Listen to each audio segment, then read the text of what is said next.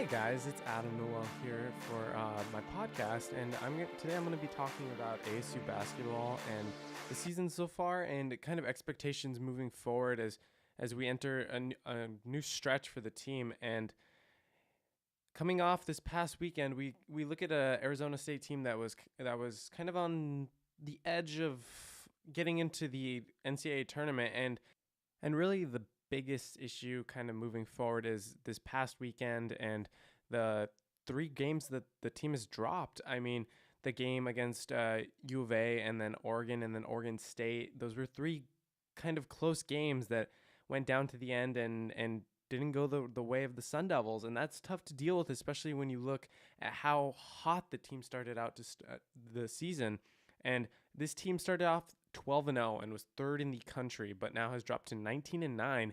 And in Pac-12 play, the team is 7-9, which puts them at 8th in the Pac-12, which is not great, especially with what we've seen from the team and the high expectations they had, especially at the point when they were ranked third in the country, which ties the school record. So it's gonna be interesting to see how the team responds to these losses, and it's going to be a really big thing, especially with going to Oregon, and both games were in Oregon, and the loss to Oregon was kind of a difficult one. I mean, the score was 75-68, and that's not a great margin, especially for an Oregon team that hasn't been so great this year. And the loss to Oregon State was last night, and I know the Sun Devils played it close, and they only lost by 79-75. But towards the end, it looked like the Sun Devils were going to pull it out, and they really had opportunities that they missed, and that kind of hurt them towards the end. And I know some people can blame refs and the Pac-12 officials especially for doing poor jobs and kind of calling biasly, but from what I saw watching the game, it looked like it was a pretty well officiated game. And for the most part, it's just forcing shots is a consistent issue.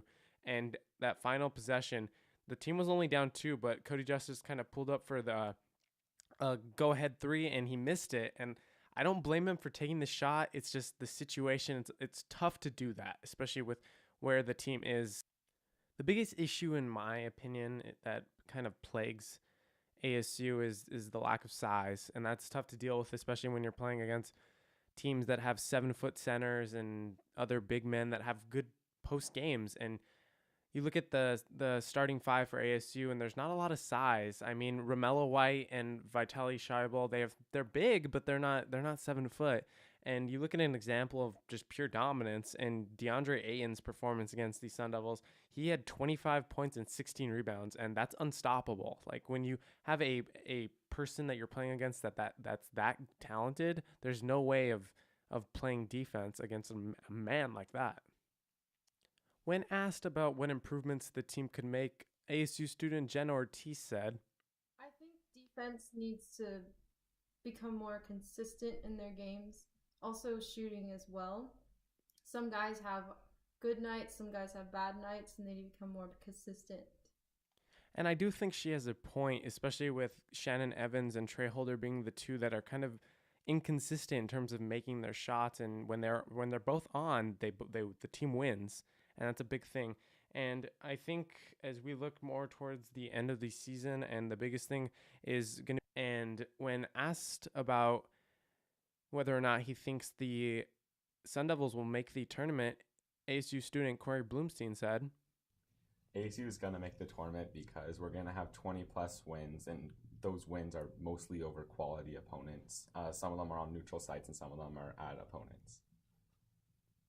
And I do agree with that. I think overall the team is a qualified tournament team, and I think that you look at the quality of the wins, and I know there have been some bad losses, but overall ASU is a team does deserve to be in the NCAA tournament, and a 19-9 record isn't too bad as long as they can finish off strong playing Cal and Stanford down the end of the season. And that's going to do it here for me on my podcast about ASU basketball. I hope you enjoyed what you listened to, and make sure to like us on Twitter and on any other social media platform that you've seen this on. Thank you very much.